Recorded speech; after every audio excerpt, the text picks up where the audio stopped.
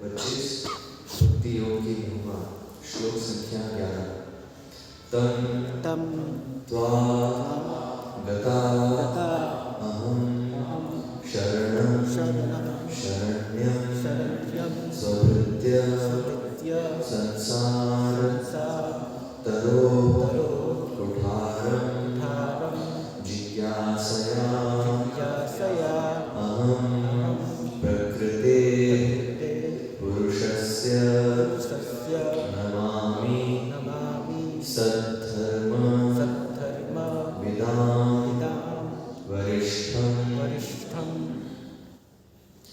तं त्वागताहं शरणं शरण्यं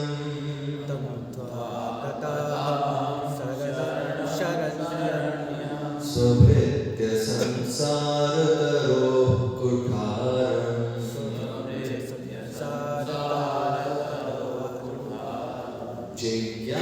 जिज्ञासयाहं प्रकृतेः पुरुषस्य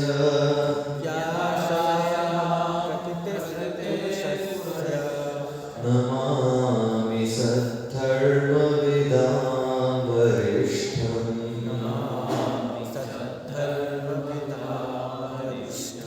तं त्वागताहं शरणं शरण्यं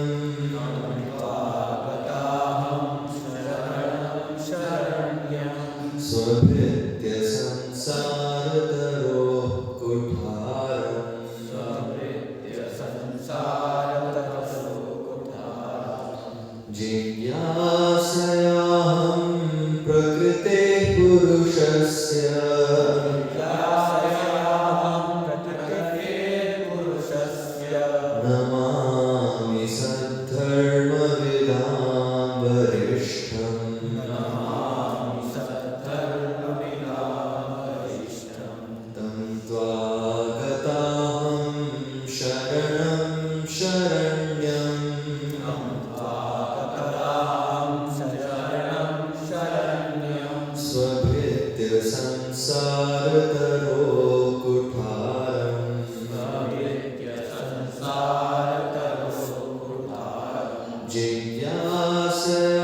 जिज्ञासयाहं प्रकृतेः पुरुषस्य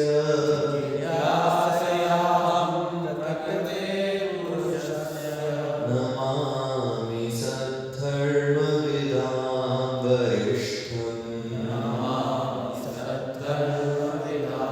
वरिष्ठं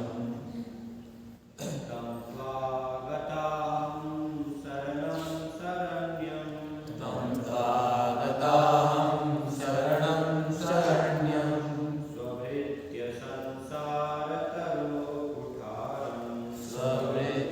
संसारतरोः कुठारं जिज्ञासयाहं प्रकृतेः पुरुषस्य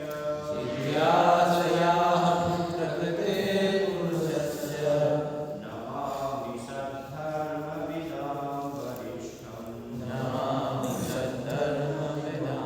वरिष्ठं तं त्वागताहं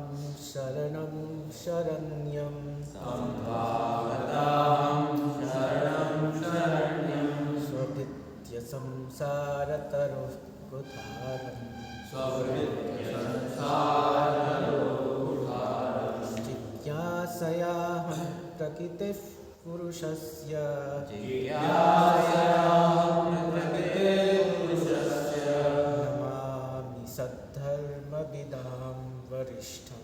नमामि सद्धर्मविदां वरिष्ठं तं त्वागताहं शरणं शरण्यं स्वभृत्य संसारतरोः कुठारं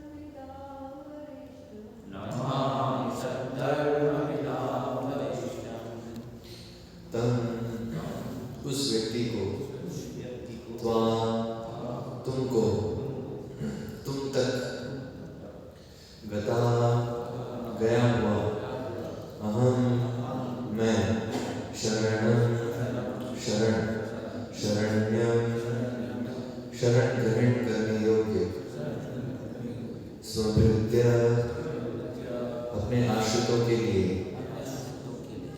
संसार के तरो वृक्ष की कुठारम कुल्हाड़ी जिज्ञासया जानने की इच्छा से मैं प्रकृति पदार्थ स्त्री का पुरुषस्य आत्मा पुरुष का नमामि नमस्कार करती हूँ। सद्धर्म शाश्वत वृत्ति के विद्वान ज्ञाताओं का वरिष्ठम महानतम को। अनुवाद एवं तात्पर्य कृष्ण कृपामूर्ति भक्ति वेदांत स्वामी श्री रूपाल द्वारा अनुवाद। देवहूति ने आगे कहा, मैंने आपके चरण कमलों की शरण ग्रहण की है, क्योंकि आप ही एकमात्र व्यक्ति हैं जिनकी शरण ग्रहण की जा सकती है। आप वह कुल्हाड़ी हैं जिससे संसार रूपी वृक्ष काटा जा सकता है। अतः मैं आपको नमस्कार करती हूँ, क्योंकि समस्त योगियों में आप महानतम हैं। मैं आपसे पुरुष तथा स्त्री और आत्मा तथा पदार्थ के संबंध के विषय में जानना चाहती हूँ। तात्पर्य, जैसा कि सर्वविदित है, सांख्य योग प्रकृति तथा पुरुष के विषय से संबंधित है। श्री भगवान या भोक्ता के रूप में जो कोई पूर्ण पुरुषोत्तम भगवान का अनुकरण करता है वह पुरुष है, और प्रकृति अभिप्राय प्रकृति से है। इस भौतिक जगत में पुरुषों या जीवों के द्वारा प्रकृति का उपभोग होता है। इस संसार में प्रकृति तथा पुरुष अथवा भोग्य तथा भोक्ता के संबंध की जटिलताएं संसार अथवा भौतिक बंधन कहलाती हैं।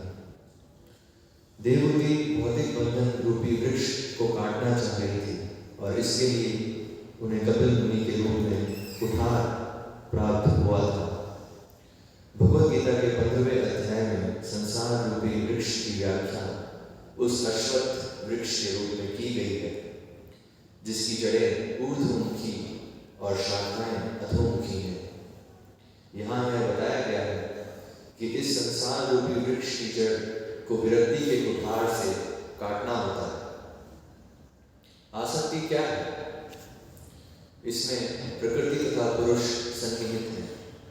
जीव प्रकृति पर अधिकार जताना चाहते हैं, और चूंकि बद्ध जीव प्रकृति को ही अपने भोग का लक्ष्य बनाते हैं और स्वयं भोक्ता बनता है, अतः वह पुरुष कहलाता है। देवहूति ने कपिल मुनि से प्रश्न किया, क्योंकि उन्हें ज्ञात था कि वह इस भौतिक संसार के प्रति उसकी आसक्ति को छिन्न कर सकते थे। पुरुषों तथा स्त्रियों के वेश में जीवात्माएं भौतिक शक्ति का आनंद उठाना चाहती हैं। अतः एक प्रकार से प्रत्येक जीवात्मा पुरुष है, क्योंकि पुरुष का अर्थ है भोक्ता और प्रकृति का अर्थ है भोग्या।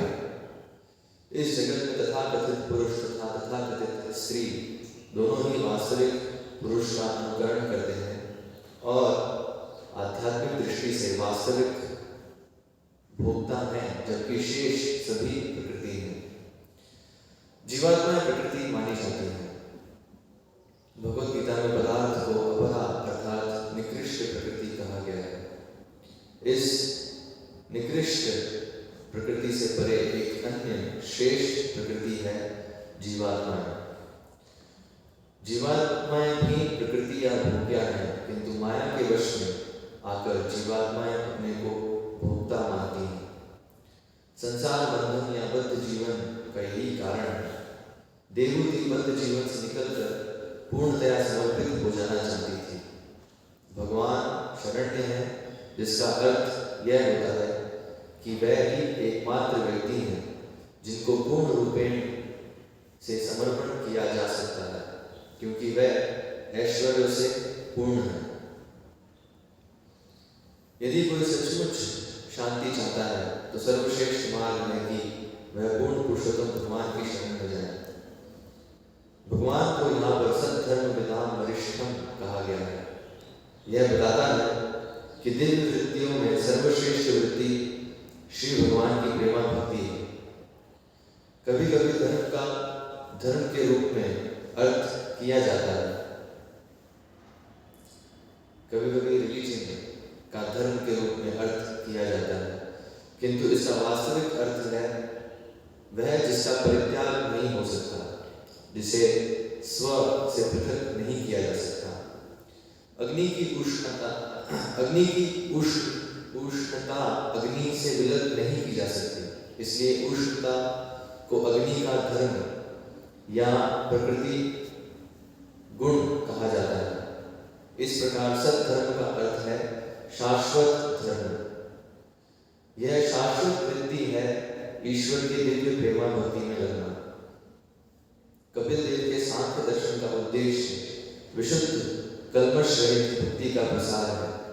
फलतः उन्हें जीव के दिव्य धर्म के ज्ञाताओं में सर्वश्रेष्ठ व्यक्ति कहकर संबोधित किया गया है।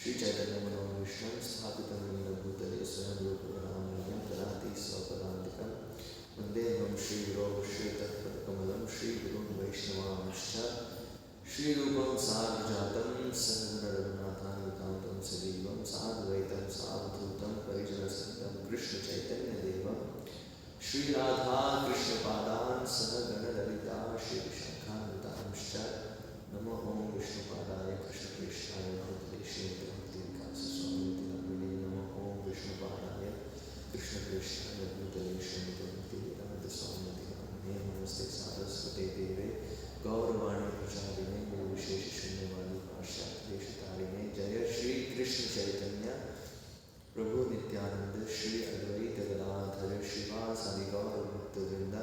हरे कृष्ण कृष्ण कृष्ण हरे हरे, हरे राम राम राम हरे हरे।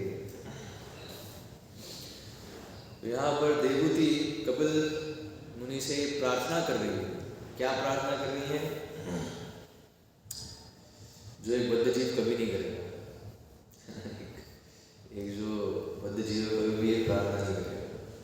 क्या है कि आप वह कुल्हाड़ी है जिससे संसार रूपी वृक्ष काटा जा सकता है, और प्रार्थना कर रही है कि ये जो संसार का वृक्ष है इसको कपिल देव काट दे। तो संसार रूपी वृक्ष क्या है? तो तात्पर्य में श्रील प्रभुपाद वर्णन कर रहे हैं। संसार रूपी वृक्ष का वर्णन है भगवद गीता के 15वें अध्याय 15वें अध्याय का पहला श्लोक, जिसमें भगवान ने संसार रूपी वृक्ष का वर्णन कर जिसकी जड़ें ऊपर की तरफ और टहनियाँ नीचे की तरफ। ऐसा पेड़ देखा है किसी? तो पहला श्लोक पढ़ेंगे 15वें अध्याय का, तो पहली ऐसा लगता है भगवान कौन से पेड़ की बात कर रहे हैं? हाँ, ऊर्ध्वं मूलम अधः शाखम अश्वत्थम प्राहुर अव्ययम छंदांसि यस्य पर्णानि यस्तम वेद स वेदवित्। भगवान बता रहे जो इस वृक्ष को जानता है, ये अश्वत्थ का वृक्ष है जिसकी जड़ें ऊपर की तरफ है, टहनियाँ नीचे हैं, और छंदांसि यस्य पर्णानि, और उसके पत्ते जो है वो क्या है? छंद, जो वैदिक वचन है, खासकर जो कर्म कांड के वचन है, तो वह जो है इसके पत्ते हैं। और जो इस वृक्ष को जानता है वो वेद को जानता है। यस्तम वेद स वेदवित्, अर्थात जो इस वृक्ष को नहीं जानता वो चाहे कितना ही वैदिक मंत्रों में पारंगत हो, लेकिन अगर इस वृक्ष के बारे में वो नहीं जानता है तो फिर वो वेदों को नहीं जानता।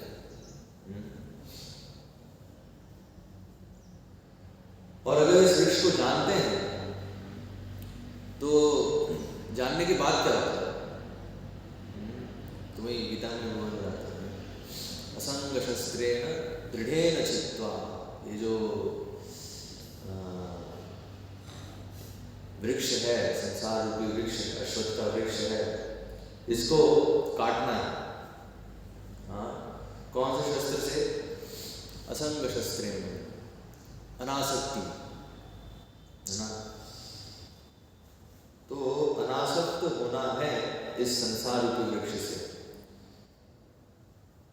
तो दरअसल ये वृक्ष क्या है ना, ये वृक्ष जो है ये वही है भौतिक जीवन। भौतिक जीवन में जो अनेक इच्छाएं हैं इंद्रिय भोग की, अनेक प्रयास हैं, और वेदों में वर्णित जो कर्मकांड भाग है, तो उसके माध्यम से खासकर जो इंद्रिय भोग के प्रयास होते हैं, तो उसका यहाँ भगवान वर्णन करते हैं। और यहाँ सांख्य दर्शन में भी कपिल देव आगे इसका वर्णन करेंगे। तो समस्या क्या है कि इस वृक्ष से सारे जीव बहुत आसक्त हैं, बहुत अटैच है। तो यहाँ प्रभुपाद लिखे आसक्ति क्या है। तो ये आसक्ति क्या है, इसमें प्रकृति तथा पुरुष सन्निहित है। तो ये आसक्ति क्या है, दरअसल जितनी भी जीवात्माएं हैं वो प्रयास कर रही हैं इस प्रकृति का भोग करने का, जो कि उनकी वास्तविक स्थिति नहीं है। तो इसलिए यहाँ प्रभुपाद में समझा रहे हैं इस चीज को कि पुरुष जो है वो एक ही है ना, वो है कृष्ण। क्योंकि पुरुष का अर्थ है भोक्ता। भोक्ता मतलब हर चीज उनके भोग के लिए, सुप्रीम इंजॉयर। लेकिन जब जीवात्मा उस स्थिति की नकल करने लगता है, तो बताएं, तो वो जो है भौतिक जगत है। तो भौतिक जगत में सब जो है पुरुष बनने का प्रयास कर रहे हैं, जबकि है नहीं। हाँ, तो इसलिए बताया भगवान पुरुष हैं और प्रकृति जो है भगवान की शक्ति है। प्रकृति में अलग अलग प्रकार की जो है शक्तियां हैं। तो एक प्रकृति है जो ये जड़ प्रकृति है, जो हम देख रहे हैं, पूरा जड़ पदार्थ से बना हुआ संसार जो है। और उसके अंदर एक तो ये निकृष्ट प्रकृति है, और उससे ऊपर उत्कृष्ट प्रकृति है हम सब जीवात्मा, आत्मा जितनी भी। तो दरअसल जो आत्मा है वो प्रकृति के अंतर्गत आता है, वो भी एक प्रकार की प्रकृति है। तो इसलिए वो भी क्या है, उसकी स्थिति क्या है दरअसल, कि वो भी भगवान के भोग के लिए दरअसल।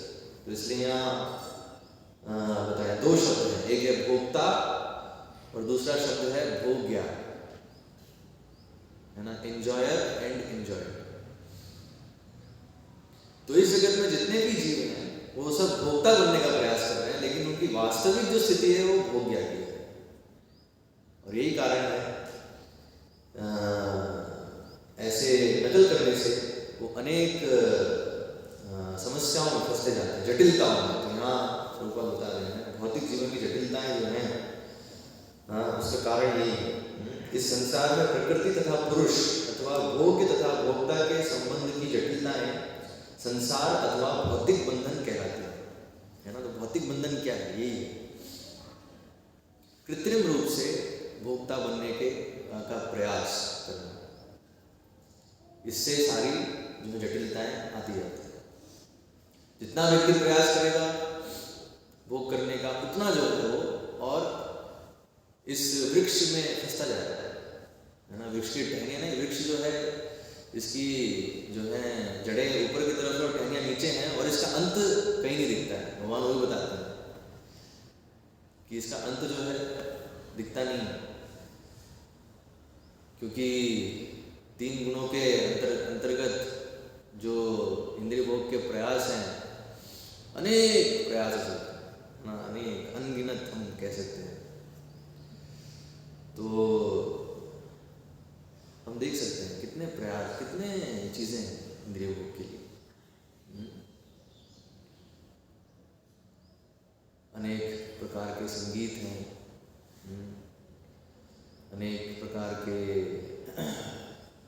खाद्य पदार्थ हैं, अनेक प्रकार के स्पोर्ट्स हैं, अनेक चीजें हैं इस जगत में एक जीवात्मा को उलझाने के लिए। और वो वो फिर समझ नहीं पाते कहाँ कैसे इस उलझन से निकले। और समस्या क्या है, निकलना भी नहीं चाहते, है ना। ये बहुत बड़ी समस्या है। वो जो है उसमें बंधे रहना चाहते हैं। तो यहाँ हम देख रहे हैं तो देवहूति जो है समझ रही है कि हम जो है इस भौतिक बंधन में फंसे हुए हैं, तो इसको तो सिर्फ कुल्हाड़ी से काटा जा सकता है। वो कुल्हाड़ी क्या है, जो भगवान के वचन है, भगवान के जो सत्य वचन है, और जो कि भगवान के भक्त उन्हीं वचनों को रिपीट करते हैं एज इट इज, तो वह वचन जो है वो कुल्हाड़ी के जैसे कार्य करते हैं। तो उन वचनों के माध्यम से ये जो आसक्ति है इसको काटना चाहिए। तो यहाँ ये बताया गया कि संसार रूपी वृक्ष की जड़ को विरक्ति के कुठार से काटना है। तो विरक्ति का कुठार, तो कुठार क्या है, कुल्हाड़ी से विरक्ति, डिटैचमेंट। और जैसे ही ये डिटैचमेंट वाली बात आती है, तुरंत जो है सारे बद्ध जीव घबरा जाते हैं, बहुत घबरा जाते हैं।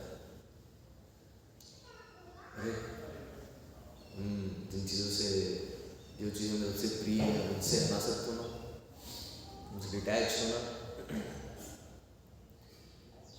उनके लिए बहुत कठिन है, खासकर जो इस वृक्ष से बहुत आसक्त है।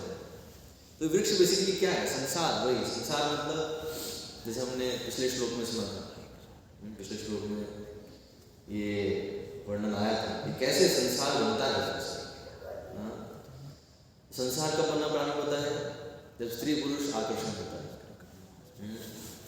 स्त्री पुरुष आकर्षण होता है, फिर वो साथ में आते हैं, फिर शिष्य होते हैं, शिष्य संतान होते हैं, हाँ, फिर संतान है, फिर ग्रह, एक एक करके जो है ये सब, तो यही है, यही वृक्ष है। अब इन सब की फिर ये सब के इर्द गिर्द जो है सारी भौतिक इच्छाएं घूमती रहती हैं। तो भी अनासक्त, तो इसलिए पहली चीज़ होता है अनासक्त होना। अनासक्त का मतलब क्या है, तो ये जो मैं और मेरा, हाँ, इस चीज़ को त्यागना, इस विचार को त्यागना कि कुछ भी मेरा, कि मैं ये शरीर हूँ और शरीर संबंधी चीज़ें मेरी हैं, हाँ, इसको त्यागना एक बद्ध जीव के लिए बहुत कठिन है। इसलिए हम देखते हैं जब भी हम शास्त्रों में से ऐसे वचन पढ़ते हैं जो विरक्ति के विषय बताते हैं, तो लोगों को सुनना इतना पसंद नहीं आता, है ना। लेकिन अगर मनोरंजन करेंगे तो बहुत पसंद आएगा, कुछ जोक क्रैक करेंगे, है ना, कुछ हम इधर उधर की बातें करेंगे तो बहुत बढ़िया लगेगा। लेकिन अगर सटीक बात करें कि इस आसक्ति को कैसे काटना है, तो नहीं, है ना, ये सुनने के लिए तो तैयार नहीं है। तो ये है, तो एक बद्ध जीव के लिए जो बहुत आसक्त है इन सब चीज़ों से, संसार से, तो ये संसार है। संसार मतलब स्त्री पुरुष का मिलना और फिर उससे फिर जो संसार बन रहा है ना, तो वो दरअसल यही जो है संसार है। संसार से बहुत आसक्त हो जाता है वो। फिर वो बताया हृदय ग्रंथि, है ना, हृदय ग्रंथि बहुत ही प्रबल ग्रंथि बनती है, उसको काटना आसान नहीं है। तो इसलिए बताया वो तभी हो सकता है जब एक प्रामाणिक साधु का जब संग करते हैं, प्रामाणिक साधु से जब हम सुनते हैं, तभी ये जो है आसक्ति कट सकती है। तो इसलिए पूरी वर्णाश्रम व्यवस्था है कि इस आसक्ति को काटा जाए। तो एक होता है ना कि सब एकदम से नहीं काट सकते, वो धीरे धीरे, है ना, धीरे धीरे से। तो वो जो है वर्णाश्रम व्यवस्था है कि धीरे धीरे जो है वो तैयार हो रहा है कि इस आसक्तियों को काट सके। तो इसलिए हमें एटलीस्ट ये समझना चाहिए कि ये जो है बीमारी है हमारे इस जगत में। हर एक भौतिक चीज़ से जो आसक्ति है, किसी भी चीज़ से, वो ये हमारी बीमारी है। तो इसको छोड़ना आवश्यक है, नहीं तो फिर क्या है, नहीं तो फिर वापस शरीर लेना होगा, चलता रहेगा हमारा संसार चक्र। तो अगर संसार चक्र को सच में अगर समाप्त करना है, इस जन्म मृत्यु चक्र में घूमते रहने का जो प्रक्रिया है, उस पर अगर फुल स्टॉप लगाना है, तो उसके लिए अनासक्त होना बहुत आवश्यक है। इसलिए हम देखते हैं प्रहलाद महाराज अपनी शिक्षाओं में बहुत इस पर स्ट्रेस करते हैं प्रहलाद महाराज हालांकि स्वयं गृहस्थ जीवन में प्रवेश किए, राज किए, है ना, राजा, असुरों के राजा बने, लेकिन हम देख रहे हैं वो अपने शिक्षाओं में कितना जो है अनासक्ति पे जोर दे रहे हैं। एक्चुअली जो कृष्ण भावनामृत है वास्तव में वैराग्य विद्या है, वैराग्य उत्पन्न होना चाहिए, है ना। अगर वो एक्चुअली में अगर कृष्ण भावना भावित हो रहा है तो इस जगत की चीज़ों से मैं और मेरा जो है इससे वैराग्य उत्पन्न होना चाहिए। तो प्रहलाद महाराज इस चीज़ पे बहुत स्ट्रेस करते हैं। हिरण्यकश्यप जब पूछते हैं प्रहलाद महाराज से कि आपने सबसे श्रेष्ठ चीज़ क्या सीखी, तो प्रहलाद महाराज क्या बताते हैं? हाँ, कि वनम गतो यद हरिमाश्रयेत।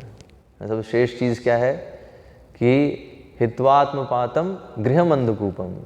ये जो गृह है, जो संसार है, ये क्या है? ये अंधकूप के समान है। तो इस अंधकूप को, अंधे कुएं को त्याग कर, छोड़कर भगवान हरि का आश्रय लेना चाहिए। तो प्रहलाद महाराज से पहली बार पूछा गया तो पहली बार में वो जो है डिटैचमेंट वाली बात कर रहे हैं, ये जो है ना अनासक्ति वाली बात जो है कर रहे हैं। और हम देख रहे हैं ये जो है ये एक गुण है जो भेद करता है देवताओं में और असुरों में। एक देवीय प्रकृति और एक आसुरिक प्रकृति। तो असुर जो हैं वो बिल्कुल भी जो है अनासक्ति के विषय में सुनना पसंद नहीं करते, क्योंकि वो इंद्रिय भोग से बहुत आसक्त रहते हैं। लेकिन जो देवता स्वभाव के जो लोग हैं, देवीय गुण की हम बात करें तो उसमें पहला जो गुण है वो अनासक्ति। अनासक्ति बहुत प्रोमिनेंट गुण है। इसलिए हम देखते हैं रामायण, जब रामायण सुनते हैं तो क्या डिफरेंस है, क्या अगर हम एक थोड़ा विश्लेषण करें भगवान राम के चरित्र में और रावण के चरित्र में, तो रावण बहुत महान विद्वान था, है ना, उसको सारे चतुर्वेदी था वो, है ना, कर्मकांड में बहुत पारंगत था और बहुत शक्तिशाली, है ना। मतलब हम देखते वो भी राजा था, रावण भी राजा था, और अपने राज्य का बहुत अच्छे से ध्यान रख रहा था। लंका का, असुरों का जो है वहाँ रामायण में वर्णन आता है। जब हनुमान जी जाते हैं लंका में, देखते हैं पूरी व्यवस्था, तो देखते हैं सब बहुत जो है, अगर मैनेजमेंट वाइज देखें तो उसमें भी रावण बहुत निपुण था। तो हम देखेंगे रावण तो भौतिक गुणों में कहीं पर भी उसमें कमी नहीं थी, लेकिन एक जो चीज़ है जो उसमें और भगवान राम में हम जो एक देख सकते हैं कि भगवान राम किसी भी चीज़ से आसक्त नहीं थे। उनका राज अभिषेक होने वाला है अगले दिन, और आज पता चल रहा है नहीं आपको जो है वन जाना है। तो भगवान राम क्या तुरंत रेडी, इज नॉट अटैच्ड, आसक्त नहीं है कि मुझे राज सिंहासन मिल जाए। लेकिन रावण बहुत आसक्त है ना। उसको तो सिर्फ अपना ही राज सिंहासन नहीं, उसे तो सारे मतलब पूरा, जिसमें हम देखते हैं जब उसको शक्ति मिली तो हर जगह जाके जो है सबको वो ललकार रहा है, यहाँ तक कि यमराज तक को ललकारा उसने कि यमराज को भी मैं जो है जीत लूँगा। तो मतलब यमराज मतलब पूरा जो ब्रह्मांड है वो मेरे अधीन हो जाए, ये जो है असुरों का पूरा विचार। तो इतनी आसक्ति रहती है उनको कि सब कुछ जो मैं और मेरा, जो ये जो विचार है कि मैं और मेरा, ये बहुत प्रबल होता है असुरों में, बहुत प्रबल होता है। और इसको ये अनासक्ति के विषय में बिल्कुल वो सुनना नहीं चाहते, इसको काटना तो बिल्कुल जो है। तो इसलिए बताया ये असुर जो हैं, असुरों का लक्षण है कि वो बहुत आसक्त रहते हैं। तो इसलिए अगर कोई समाज है जिसमें इस आसक्तियों को बहुत बढ़ावा दिया जा रहा है तो समझना चाहिए कि वो दरअसल रावण की लंका बन रही है। वहाँ पे राम राज्य नहीं हो सकता। वहाँ राम राज्य मतलब जहाँ पे अनासक्ति है, जहाँ पे, और अनासक्ति जहाँ पर है वहाँ कर्तव्य की बात हो सकती है। व्यक्ति अनासक्त होकर अपना कर्तव्य कर रहा है ना। लेकिन जहाँ व्यक्ति आसक्त है वहाँ वो कर्तव्य भी नहीं निभा पाएगा। हाँ, संभव नहीं है उसके लिए।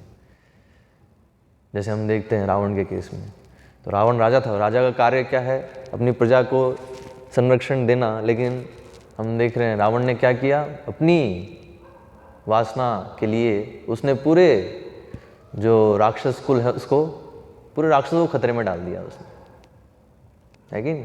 जबकि उसको इतनी बार विभीषण ने, मंदोदरी ने बहुत बार समझाया कि अभी भी सीता को तुम वापस दे दो, नहीं तो पूरे राक्षस कुल का नाश हो जाएगा तुम्हारे इस जिद के कारण। हाँ, तो रावण नहीं समझा, रावण क्योंकि उसको नहीं पड़ी है किसी की। जो असुर है और जो बहुत आसक्त है मैं और मेरे के विचार से, उसको किसी की नहीं पड़ी, उसको सिर्फ अपनी ही पड़ी है।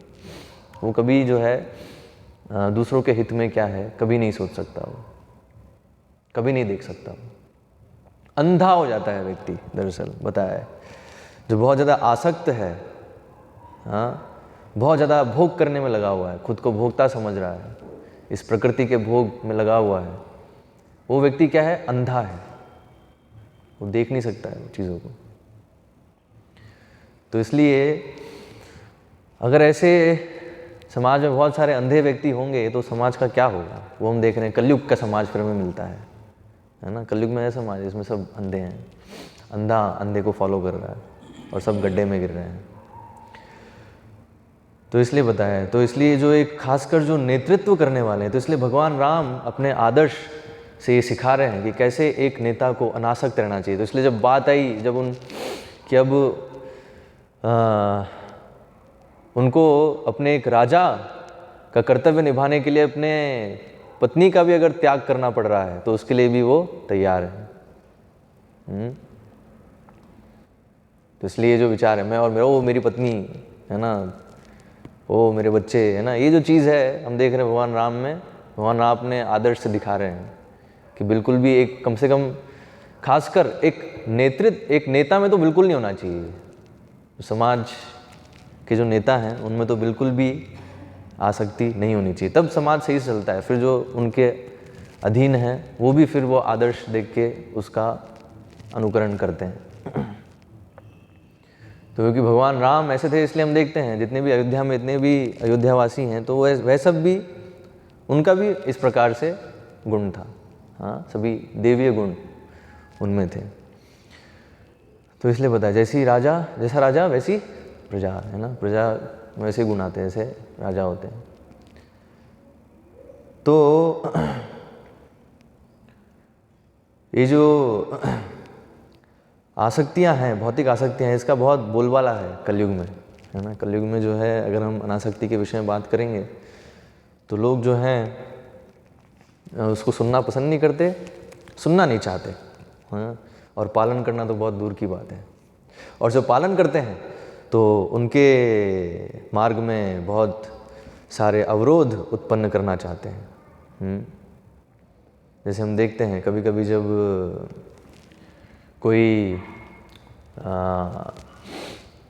युवक तैयार होता है पूरी तरह से अपना जीवन समर्पित करने के लिए भगवान की सेवा में, तो उसके जो घर वाले हैं, परिवार के लोग हैं, वही उसके जो है दुश्मन बन जाते हैं, उसको बिल्कुल भी प्रोत्साहन नहीं देते। तो क्या कारण है? तो कारण जो है यही है, आसक्ति, है ना। मैं कि मेरा बच्चा जो है वो तो मेरी सेवा के लिए है, भगवान की सेवा कैसे करेगा, है ना। वहाँ वो बहुत जो है विचार आता है। तो उनको जो है क्योंकि वह नहीं जानते भगवान के विषय में, वो खुद जो है इस पूरे विचार में है कि हम भोगता हैं, तो इसलिए हमारे जो इर्द गिर्द हैं वो भी सब भोग में लगे होने चाहिए। जैसे हम देखते हैं जैसे रावण के केस में, तो रावण जो है राजा है और जितने भी हैं उसके अनुचर सब जो हैं उसके जैसे ही हैं, है ना। सब जो हैं इसी प्रकार से आसक्त हैं और भोग में लगे हुए हैं। लेकिन विभीषण जो है वैसे नहीं थे, हाँ। तो विभीषण ने हमेशा सही जो है उनको एडवाइस दी, और उस एडवाइस के कारण उनको क्या, रावण ने क्या समझा कि तुम मेरे दुश्मन हो, है ना। तो एक्चुअल में वास्तव में जो हितैषी है उसको जो है दुश्मन समझने लगते हैं। तो ये है असुरों का गुण, ऐसा है। असुर जो बहुत ज़्यादा भोग विलास में लगे हैं, तो अगर उनके लिए अगर हितकर भी बताया जाए, उनके लिए ऐसा कार्य हो रहा है। अभी ऐसे माता पिता हैं, अगर उनका बेटा है, अगर वो ब्रह्मचारी बन रहा है, तो एक्चुअल में उनका जो हित हो रहा है वो समझ नहीं रहे हैं। इतना बड़ा कल्याणकारी कार्य हो रहा है कि जो बच्चा है वो जो सेवा करेगा, है ना, तो उसका जो सुकृति है वो माता पिता को ही मिलने वाला है। लेकिन उनको वो नहीं दिखता है। हाँ, उनको बस अपना भोग विलास ही दिखता है। वो नहीं दिखता है कि कितना बड़ा कार्य है कि एक जीव जो है अभी समझ रहा है कि इस भोग विलास में तो लगना हमारे लिए बहुत ही अधोगति का कारण है। तो कितना बढ़िया है, कितना अच्छा है कि जो पूर्ण पुरुषोत्तम भगवान है उनकी सेवा में लगना। तो यहाँ प्रभुपाद लिख रहे हैं, हाँ, तो इसलिए यहाँ वर्णन है शरणम शरण्यम, है ना। यहाँ ये आ रहा है ना शब्द शरणम शरण्यम, कि भगवान ही एकमात्र शरण लेने के योग्य हैं। क्यों? तो यहाँ बताया है भगवान शरण्य है, जिसका अर्थ यह होता है कि वह ही एकमात्र व्यक्ति हैं जिनको पूर्ण रूपेण से समर्पण किया जा सकता है, क्योंकि वह ऐश्वर्यों से पूर्ण है। तो ये पॉइंट है समझने आया कि भगवान ही एकमात्र ऐसे व्यक्ति जिनको हम पूरी तरह समर्पण कर सकते हैं, क्योंकि वैसा संबंध है हमारा भगवान के साथ, और भगवान हमारे समर्पण को स्वीकार कर सकते हैं। इस जगत में भी ये भोग करने के लिए भी लोगों को समर्पण करना पड़ता है। जैसे हम यहाँ देख रहे हैं, यहाँ प्रभुपाद लिख रहे हैं कि यहाँ जो इस जगत में जो पुरुष है और स्त्री हैं, दोनों ही पुरुष बनने का प्रयास कर रहे हैं, क्योंकि दोनों ही भोग करने का प्रयास कर रहे हैं। लेकिन फिर भी उस भोग में भी एक व्यक्ति को एक तुच्छ पोजीशन लेनी पड़ती है ना, समर्पण करना पड़ता है। जैसे हम देखते हैं कंपनी है, कंपनी में जो है एक मालिक है और एम्प्लॉयज़ हैं, तो एम्प्लॉय जो है उनको समर्पण करना होता है। मालिक जैसे चाहता है वैसे कार्य करना है, नहीं तो तनख्वाह नहीं मिलेगी। हाँ, तो इस तरीके से समर्पण हम देखते हैं, यहाँ पर भी हम देखते हैं समर्पण करना होता है। लेकिन इस जगत के जितने भी स्वामी हैं, तथाकथित स्वामी हैं, वो हमारे समर्पण को स्वीकार नहीं कर सकते, क्योंकि अगर कोई पूर्ण रूपेण समर्पित होता भी है तो कुछ समय बाद है उसको पता लगता है कि जिसको मैं समर्पित हो रहा हूँ वो उसमें अपूर्णताएं हैं, बहुत सारी उसमें कमियां हैं, और वो कमियों के कारण वो उतनी पूर्ण रूप से समर्पित हो भी नहीं पाता है, और वो जो व्यक्ति है वो उसका पूर्ण समर्पण स्वीकार भी नहीं कर सकता है ना।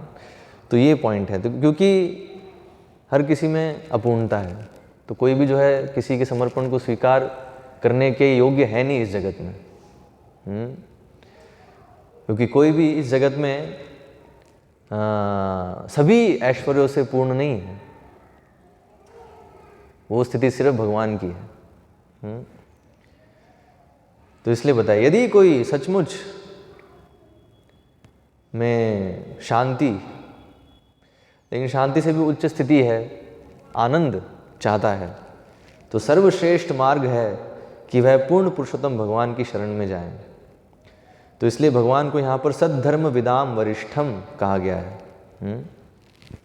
तो इसलिए हम देखते हैं, तो विभीषण ने अंततो गत्वा ये निर्णय लिया। विभीषण ने पूरा समय प्रयास किया रावण को समझाने का, लेकिन जब देखा कि रावण तो समझने के लिए रेडी नहीं है ना, और ये इसके कारण सबका नाश होने ही वाला है, तो उस समय विभीषण जो है अपना सब कुछ, अपना घर बार सब त्याग कर भगवान राम की शरण में चले जाते हैं, है ना। तो विभीषण अपने उदाहरण से दिखा रहे हैं कैसे।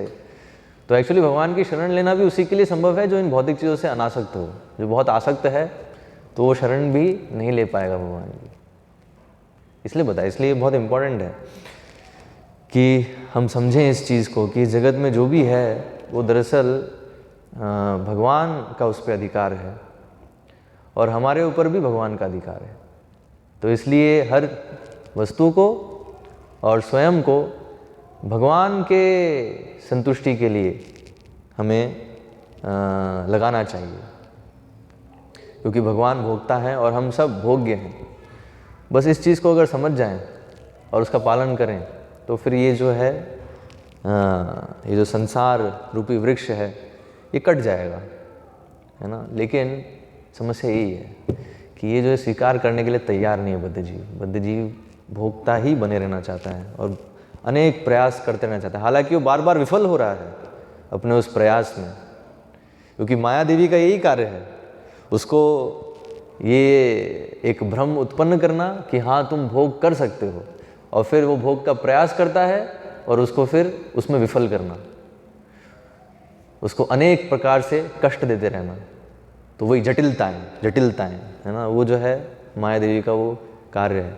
तो इसलिए पॉइंट जो है समझने का कि भोग करने का प्रयास कर रहे हैं लेकिन भोग हो नहीं रहा है ना। वो जो है अगर वास्तविकता खुद की देखें तो एक्चुअली में तो उस तथाकथित कृत्रिम रूप से भोक्ता बनने के लिए भी बहुत सारे लोगों की जो है सेवा करनी पड़ती है। इसलिए हम देखते हैं वैष्णव भजन में वो जो सॉन्ग है भज हो रे मन श्री नंद नंदन, तो उसमें जो है वो बता रहे हैं कि कृपण सेविनु दुर्जना, है ना, कि पूरा जीवन मेरा किस में बीत गया, कृपणों की सेवा करते करते, है ना।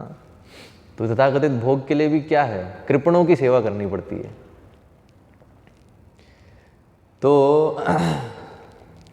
इसलिए एक्चुअली में देखें तो उसकी स्थिति बहुत ख़राब है। जैसे हम देखते हैं, जैसे अभी ये बताया है कि स्त्री और पुरुष दोनों ही पुरुष हैं, और आज के संदर्भ में तो ये और भी हम देख सकते हैं, क्योंकि स्त्रियां जो नारी स्वतंत्रता आंदोलन है तो उसमें स्त्रियां जो हैं बिल्कुल पुरुष से बराबरी का जो है हर चीज़ पुरुष के जैसे वो करना चाहते हैं। तो ये और भी ये भी बिल्कुल विजिबल हो रहा है कैसे जो है वो भी भोक्ता बनने का प्रयास कर रहे हैं।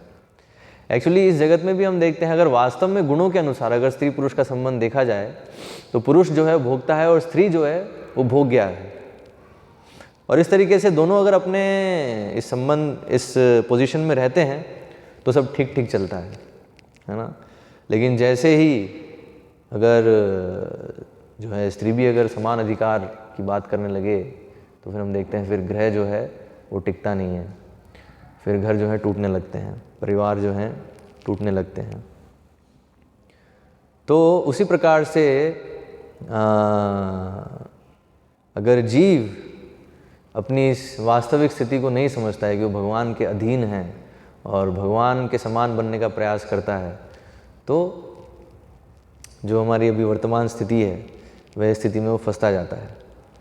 हाँ, तो इसलिए यहाँ पे जो ये स्त्री पुरुष का उदाहरण है ये बहुत ही अनुकूल, बहुत ही बिल्कुल सटीक उदाहरण है भगवान और जीव के संबंध को समझने के लिए। तो ये हमें अच्छे से समझना है कि हम जो हैं प्रकृति हैं, भगवान के भोग के लिए हैं, और उस पोजीशन में अगर स्थित हो जाएंगे तो हम आनंद में रहेंगे, अन्यथा जो है हम कष्ट उठाते रहेंगे। तो इसलिए ये जो पूरी प्रणाली है उसे जो है यहाँ, तो इसलिए भगवान को यहाँ पर सद्धर्म विदाम वरिष्ठम कहा गया है। तो यही धर्म है, धर्म की भी यही परिभाषा है, क्या कि भगवान की संतुष्टि के लिए प्रयासरत रहना। तो यहाँ प्रभुपाद इसलिए लिख रहे हैं कि रिलीजियन, बहुत बार जो है धर्म को ट्रांसलेट करते हैं अंग्रेजी में रिलीजन, तो रिलीजन से लगता है हिंदू रिलीजन, क्रिश्चियन रिलीजन, हाँ, मुसलमान, इस्लाम रिलीजन, लेकिन ये जो है सही अर्थ नहीं। जो संस्कृत शब्द है धर्म, उसका अर्थ ये नहीं है, ये सब रिलीजन नहीं है। जो संस्कृत शब्द है धर्म, उसका अर्थ यहाँ पर है, बताया है, वह जिसका परित्याग नहीं हो सकता, जिसे स्वयं से पृथक नहीं किया जा सकता, ठीक है, जीव से अलग नहीं कर सकते उसको, वो चीज़ जो है वो उसका धर्म है एक्चुअली में। तो यहाँ उदाहरण दिया है, जैसे अग्नि है, तो अग्नि का कार्य, अग्नि से गर्मी जो है वो अलग नहीं की जा सकती।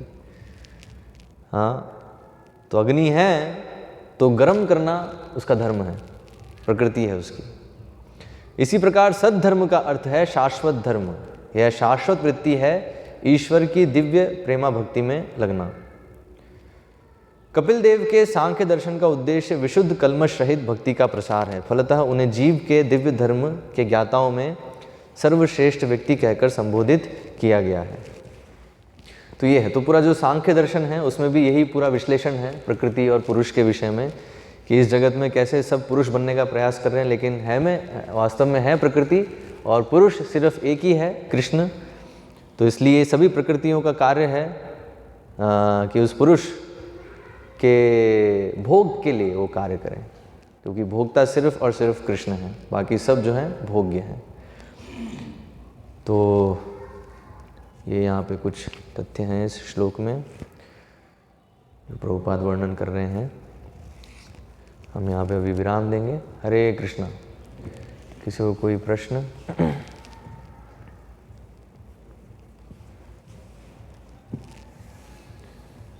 हरे कृष्णा। श्रीमद् भागवतम की जय। श्रील प्रभुपाद की